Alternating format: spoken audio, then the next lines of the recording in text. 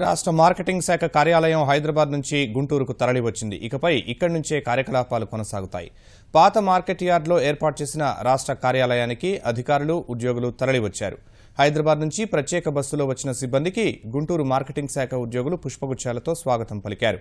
ప్రాథమికంగా కొన్ని సమస్యలు ఉన్నప్పటికీ ప్రభుత్వ ఆదేశాలను అనుసరించి ముందుగానే వచ్చినట్లు ఉద్యోగులు తెలిపారు. మన సీఎం గారు ఒక డెసిషన్ తీసుకున్నారు. ఆయన 2 సంవత్సరాల నుంచి ఇక్కడే ఉండి పరిపాలన సాగిస్తున్నారు. మనం ఆయనకు తోడ్పాటు అందించాల్సిన అవసరం చాలా ఉంది. కాబట్టి ఏవైనా అనానుకూల పరిస్థితులు ఏమైనా ఉన్నా మనం వీ హ్యావ్ టు అడ్జస్ట్. మేము చాలా సంతోషంగా మా సొంత ఊరిలో అడుగు పెట్టినట్టుగా వచ్చి ఇక్కడికి వచ్చేసాం. ఫస్ట్ మా శాఖ వచ్చింది. మమ్మల్ని చూసి మిగతా వాళ్ళు కూడా తొందరగా వచ్చేస్తారు.